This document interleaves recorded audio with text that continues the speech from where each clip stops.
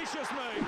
Don't gamble with FIFA points. Head straight to the source at u7buy.com, and if you use the code TVM at the checkout, you get yourself a discount. Link in the description. What is going on, guys? TVM here. Welcome back to the road to glory. And today is going to be one of those salty episodes that you call me a bitch in the comments for, and that's okay. I'm beyond caring about anything right now, to be honest.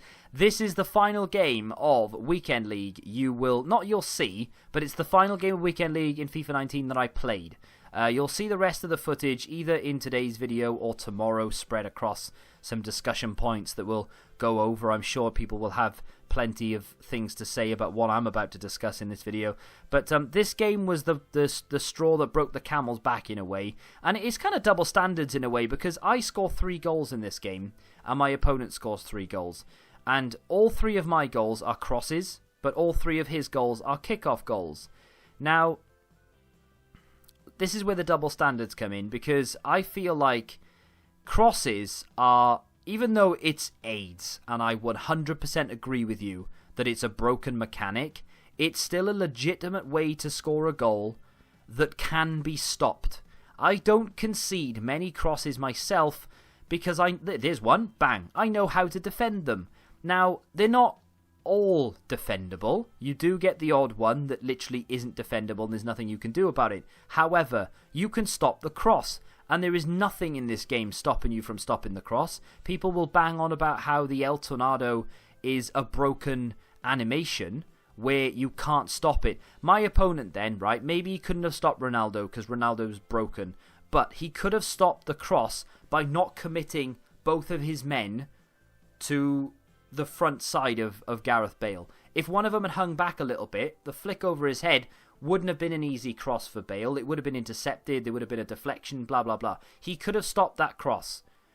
When it comes to a kickoff goal, there is nothing I can do about it because my AI defenders don't listen. They either auto-lunge in the wrong direction, trying to block the ball. I'm pretty sure Van Dijk actually does it in this. He auto-lunges past the ball, and instead of going to the player to close him down. So I do exactly the same thing I'm normally doing here. I'm moving my players around, and I'm trying to cut the passing lane. I'm bringing people in short to try and put a bit of pressure on.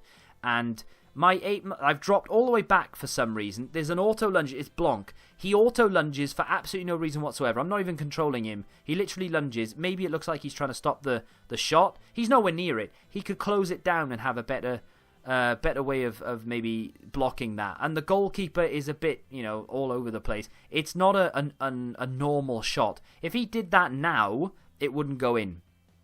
Kickoff is honestly the most frustrating way to concede a goal. I played a guy earlier, right, and I lost 3-2 in this not in this game, but in the game I played earlier against this guy. He beat me 3-2. He was an exceptional player. Very, very good. And I have absolutely zero complaints about the defeat. In fact, I will go on record and say, and I'll try and show you the gameplay in this episode if I can, when I'm going to go beyond the gameplay, the rest of the gameplay for this game. So I'll show you if I can find it. Otherwise, it'll be in tomorrow's video. However, that was one of the most enjoyable games of FIFA I've ever had. Not just of 19, just ever. Because everything worked, right? You've got passing. Every single pass I had went in the direction I wanted it to go in.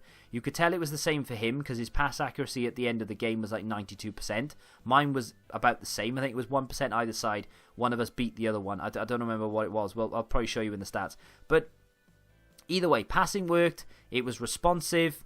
All the players were sort of acting to the reaction levels that they actually have. So if a player's got 99 reactions, he felt that responsive. If a player had 60 reactions, he felt unresponsive, because he's meant to be, right?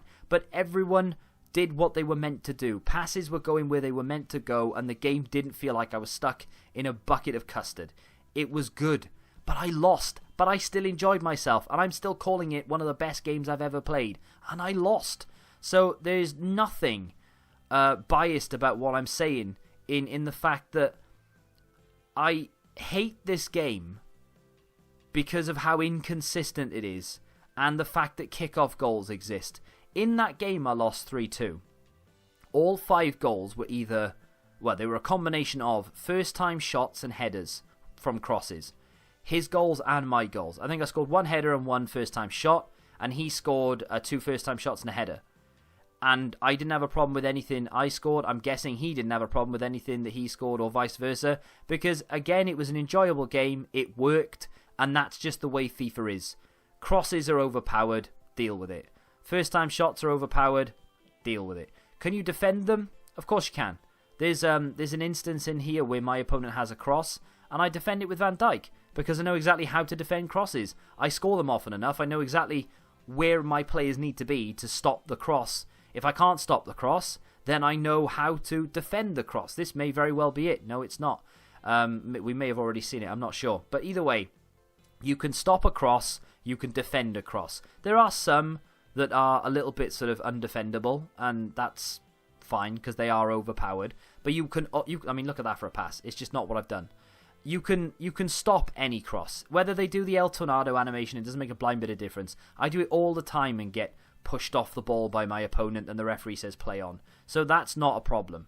You can stop crosses. First time shots, you can cut the passing lane so they don't have they don't have the ball to do the first time shot. You can defend it.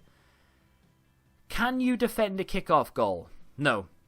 Because that's what makes a kickoff goal a kickoff goal. I mean, granted, you could probably slide your opponent, commit the foul, maybe pick up a yellow, pick up a red, I don't know, and stop the kickoff animation.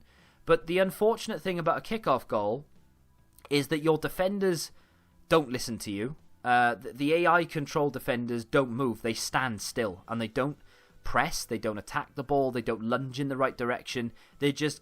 You've conceded them. They're all just stood there like this, waiting for something to animate in them for them to go, right, let's defend.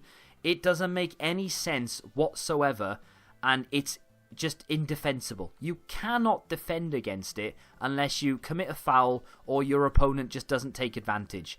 And that's ultimately what it comes down to. Now, unfortunately for me in this game, and especially with the mood I was in when it was being played, I mean, that's ridiculous as well. That first touch there is just absolute AIDS.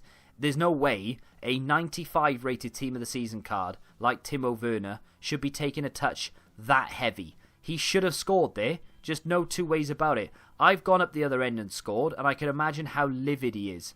But guess what? It's the 89th minute. What is he about to do? Let's watch this together, shall we? So he walks at me, and I'm defending exactly the same way as I have done the entire game. Moving people, pressing, trying to cut the passing lane. My defender... Look, where the hell is Van Dijk? He's literally just outside the 6-yard area. Do I play drop back? No. Am I on 1 depth? No. I'm on 4 depth and pressure on heavy touch. Van Dijk is almost in the goal. They drop back all the way to the goal and they stay there and they do not move. In fact, if you go back and have a look at it, Van Dijk moves out of the way of the shot and it goes in. And that's the second. There's another one to come. And this game doesn't go the full distance. Well, it goes into extra time, but it doesn't actually finish. No one wins because I leave. And I do feel bad for the guy. And if I ever come up against him again, I'm just going to gift him a win and leave. I'll remember his name, FC Sand. But I do feel bad for him. I literally had enough. I scored a goal, and you'll see it. It's a little volley with Ronaldo, but it is from a cross, so still a cross goal. And then he runs up the other end and scores. But I literally call it before he does it. As soon as I scored, I say to myself, and if I'm recording, and if there's not too much swearing in it, I might play you the recording. I literally say in the recording, I swear if this guy scores from kickoff, I'm going. And there's a lot of Fs in there, and I'll see if I can cut them out or whatever. Don't want to get demonetized, of course. Then, yeah, I mean, he did, and I left. And I just had enough. You know what? I don't care about the rewards. You can keep them. I'm going, you know. And it is what it is. That's that. We'll just let it play out now and see how that sort of carries on. Let me, just off topic slightly, Malvo says no Toy Story 4 review. I haven't seen it yet, and I was never going to go see it on day one because, let's be honest, it would have been full of screaming kids and I wouldn't have been able to hear Andy telling the toys what to do. So, I think I'm going to see it on Tuesday. I don't know what you're expecting from a Toy Story review. I can't show you the film. I can't do it for review purposes because, I was going to say EA then, because YouTube probably wouldn't take kindly to it and then flag me and delete my channel. But I will do I will do something for the memes, but we'll see. We'll see. Just know that it is coming, but probably not until Tuesday. I think I'm going to see it Monday, so we'll see. I don't know, maybe. Here it comes, though, right? So the ball's played out to Trent. We break down the line. He misreads it. He thinks I'm going inside. We scoop cross, which is AIDS, and then we score the volley. It's a good finish from Ronaldo, to be fair, but it's overpowered because it's come from a cross. And here I'm literally raving because I'm saying if this guy scores a kickoff goal, I am off. No pressure. My back line, just keep an eye on them. They are dropping and dropping and dropping and dropping. They're inside, and Van Dijk literally lunges under the ball. And that's it. I'm done. And at this point, I just want to cry. But at that point, I was so angry. I don't think I've ever been that angry before. You know when you you step on a plug or you stub your toe or whatever, but it hurts so much you don't know what to do. You're like, oh my god, what do I do? Like, I can't. It just hurts so much. What do I do? How do I stop it? That's exactly what I was like. I started clawing up my face, and I just couldn't believe it. And that happened to me over 2 hours ago, and I am still raging in my mind. I genuinely cannot believe 3 kickoff goals have been allowed to happen in that game. My defence literally just stood there, and they did nothing. As soon as the kickoff sort of disappears, they come to life, and they move around and I can defend properly. But they won't. When I tell them to sort of go close to the opposition by, contain or not contain, second man press, they don't listen. They're not doing it. And it's because they haven't woken up yet. And I don't know why. And it's just a thing that EA won't acknowledge. And if it's in FIFA 20, then bad news bears. What you see in the background now is either more gameplay, I apologise, or some packs from stream. I won't show you the live reaction to them because they're dead. Let's be honest, they are just dead packs. So unfortunately, the 60-odd packs that I had to open today, we had a little bit of luck, but out of all of those packs that we had, I was quite disappointed. But I don't care because I had fun doing it, and that's all that matters. Now, there is a pressing topic to talk about from Ken Ross here. I don't want to dwell on this too much because it's like, ugh. But he says, this is your first year of being popular with the Road to Glory. Why risk an account wipe? Of course, he is talking about the coin sponsor. There's a lot of people in the comments who mention it. Some people say that they're okay with it. Carry on, do you? Other people are questioning the way that these sites get their coins, etc. Without going into detail about a lot of it, because, I don't know the ins and outs, but just in terms of why risk an account wipe, I have had a coin sponsor in every single one of my videos since FIFA 13. I am literally talking 4,000 videos plus at this point that have been uploaded to this channel. I think there's been like 4,000... Let me tell you, 4,230 videos have been uploaded to this channel that are live currently. I've uploaded more than that, but some of them are not live. And I would say that over 4,000 of them have coin sponsors in them. Adverts at the beginning and links at the top of the description. If they don't, it's because I've gone back and taken them out for either they don't sponsor me anymore or whatever. But either way, at one point, over 4,000 videos on this channel have had ads on them.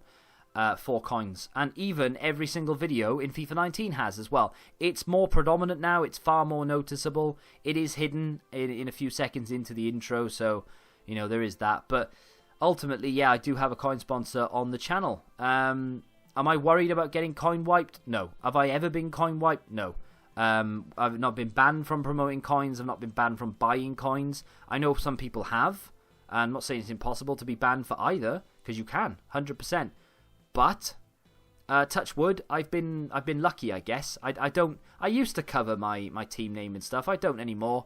I'm over it. I don't know. I don't have an awful lot of faith in EA catching me because they can't even get their SBCs right half the time. So bit of a dig. I'm not being cocky about it. One day it'll catch up to me. But unfortunately, you say why risk an account wipe? It's a necessary evil. It's a double-edged sword. If I don't have the coin sponsor, and I did mention this in yesterday's video, if I don't have it, I can't do YouTube anymore. Not full-time. And I've done it part-time once, and it just doesn't go anywhere. And it's far too much work. When I did it part-time, I was single, and I didn't really have anything else to do. And it was sort of like a hobby. But now it's not a hobby anymore. It's a job, right? And it's a lot of work as well. There's a lot of time that goes into it. I say work. That's what I mean. Time. I know it's not work because it's not like manual labor or anything. But even an office job, you sat down at your desk, so there's no difference really. I'm just playing games, but I'm playing FIFA. So if anything, my job is slightly more frustrating than just sat at an office job in an office job. But still, I've done the whole go to work, come home, do YouTube, go to bed, wake up, go to work, come home, do YouTube, go to bed. I've done that, and I'm not doing it ever again because it's far too much. It literally drives you into the ground. And if I get rid of the coin sponsor, I can't pay bills, I gotta go and get a job. This isn't a thing anymore. So if you'd be happy for me to not upload a Road to Glory ever again, then yeah, I'll get rid of it and go and get another job. Except no, I won't, because I love being my own boss. But that's basically where I am with it. Now, in the future, my ideal goal, and I think I mentioned this as well, is to have Twitch earning as much money as my YouTube does, which is not impossible to believe. In fact, I could be earning more from Twitch the way my streams seem to be sort of edging. But if that's ever the case, where they earn the same, I won't need to have a coin sponsor, and I could bin them off. We can go coin sponsor free, and we can become a game changer and go to... No, joking. EA will never want to work with me, and that's fine. But yeah, that's the goal in the future, to have my Twitch is almost as big as my YouTube, or at least earning as much as my YouTube does, and then I won't need the coin sponsor. We can bin that off, job done. But until then, I need it. It's a necessary evil. And I think that's pretty much where we are. A lot of people are saying, yeah, do Cruyff, go for Cruyff. What camera angle do I use? Co-op. No added settings or anything. Literally just co-op. Do I buy coins like on your other accounts? Just curious to know if it's safe. I mean, don't get me wrong. People get banned all the time, I'm guessing. I don't know about it. No one's ever come to me and said, oh, I've been banned, what do I do, to be fair? Well, not ever, but no one this year has. No, I mean, I've bought coins in the past. I have done through FIFA 19 because I test every coin sponsor that I've ever had because I want to know that they're safe, because I'm not going to promote something that isn't safe, because all I'm going to get there is people coming to me calling me a scammer. So I've tested them a lot, and they've never scammed me, even though they don't know it's me. And B, I've never been banned.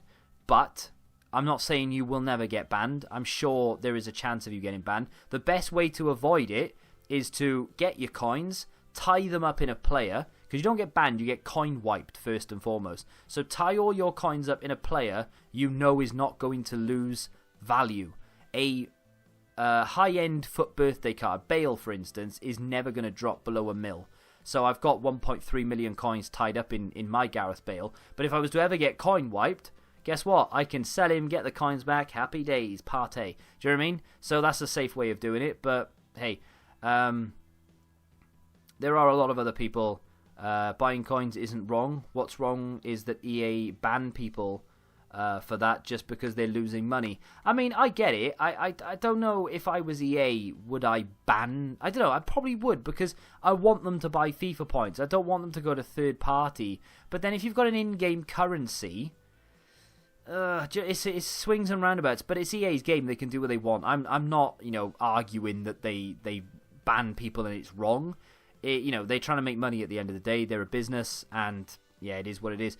But I don't think promoting a coin company and people buying, $10 worth of coins or whatever is really going to hurt their bottom line. It's when the big boys do it and then everyone starts doing it, that's when the problem starts. So, at the moment, I'm part of this very small problem that EA probably don't even care about anymore because the big boys don't do it. So I think that's why I get away with it. But we'll see in the future. So, in terms of SBCs, they dropped. We had a Mahrez, which... it's not a terrible card, to be honest. It looks decent. In terms of we've talked a lot here, and I do apologise. I'm going to try and load back into Ultimate Team to have a little discussion-rooney with you very, very briefly before we head off here. Yes, I know I left my last game. So that's how long ago I loaded into this. So Robert Pires is 6 of 7. I think I would have maybe shown you the segments I was completing. All I have to do is complete the 85 rated team. I've semi-built it, but chem-wise I'm off. But I've got Renato Augusto in there. To be honest, at the moment, I actually really like that card. So I may end up keeping it for a bit of a banter. I might go and get Howardez and Joe. Joe is mental, man. Joe is so difficult. I don't know if I'm actually going to do that because that's effort and half, that is. I think they've got that one wrong. So with Joe, you have to win 3 squad battles matches using J1, so Japanese league players, on legendary difficulty. You can sub people on, so you can make 3 subs, and apparently that works. So I mean, you could bring on your icons or your big team of the season cards or whatever, and that's fine. But it's still going to be difficult regardless of it, whichever way you look at it. You know, playing AI legendary is not easy. Especially if you don't get any easy teams. If you get a 77 rated team with 40 chem, you're laughing. But if you don't, then good luck to you. And especially if you're not very good at the game, that's difficult. Team of the season moments, Howardez is easy because people misread this. Assist using League of Russia players in 4 separate squad battles. It doesn't say wins. It literally just says in 4 separate squad battles. So basically all you need to do is get an assist in 4 games. In 1 in every 4 games with a Russian league player. Happy days, that's easy, and it's on world class. You can literally, anyone can do that. All you need to do is get an assist. You don't need to win the game. You don't need to get more than 1 assist per game. Just 1 assist, and you are laughing. Rest of these are interesting. I don't care about the lone Mahrez.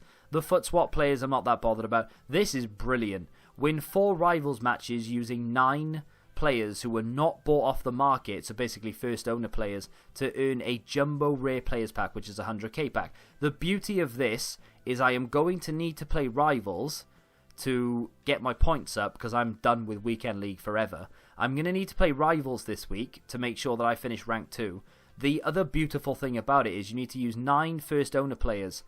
My team has 9 first owner players already in it. I don't need to do anything. So at the moment, that's my team, right? Because I'm using Renato Augusto just for review purposes. But even if I put Firmino back in, only Bale and Van Dijk are purchased there. Everyone else is a first owner. That's 9 players.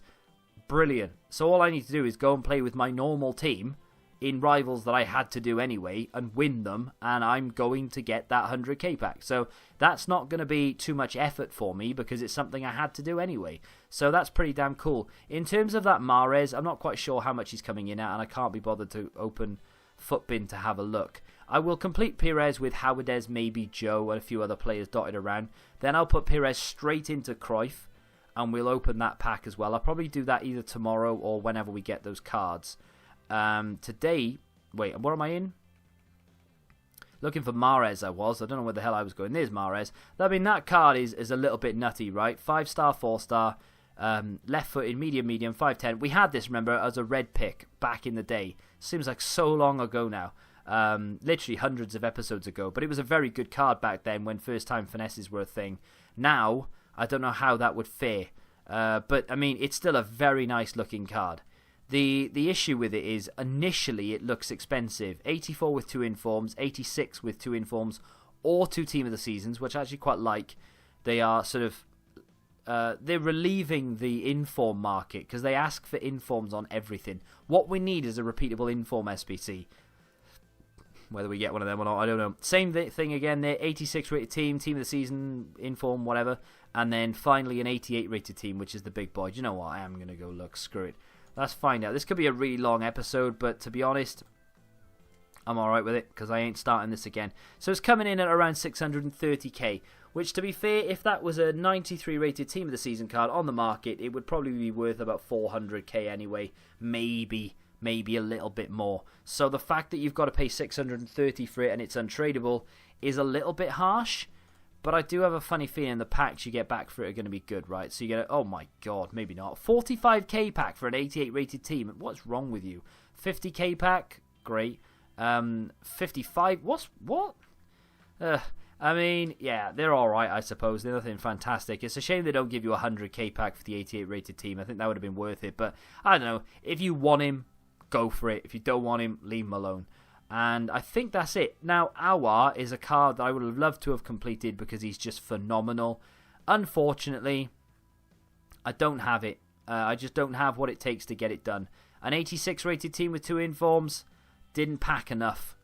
86 rated team with 2 informs, didn't pack enough. 87 rated team, I could have done that. I can't, well I can still, but I'm not going to complete these 2. I mean, they're more expensive than the 87. So that's not going to happen. Unfortunately, to be fair, it would just come off the bench anyway, so I'm going to have to just wave bye-bye to that one. But because I'm not playing FUT Champs anyway anymore, I'm not that bothered, honestly. So I think that kind of brings us up to speed. Now, in terms of where this account goes from here, on Thursday, we'll still have rival rewards because I'm more than happy to play rivals. And I will generate my own packs from League SBC to supplement, essentially, the rewards from Weekend League. So yeah, we won't have a red pick, but we'll have 3 35Ks and 3 55Ks and some 45Ks and some 25Ks, some rare Electrums, etc. to open instead. So who cares? We'll just pack them tradable instead, shall we? And of course there will be gameplay through rivals, but instead of just being on the weekend, I will dot it around throughout the week. I will probably play some squad battles here or there as well if it's interesting, and we'll focus more on objectives. Going forward, I really hope that EA now either just put cards into weekly objectives that used to be SBCs, for instance, or maybe cards that are just like, you know, FUT birthday cards. Maybe make Bale an objective. Be a bit annoying because then that means that price of that Bale will drop. But or they could just not re-release, but they could make flashback cards and put them in there or something, or anything. I hope they just do something for weekly objectives.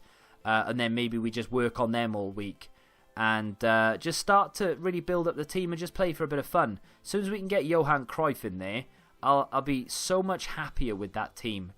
The issue is, of course, we need it to be responsive and actually work. But anyway, I apologise wholeheartedly if I've come across as a salty bitch and I've annoyed you.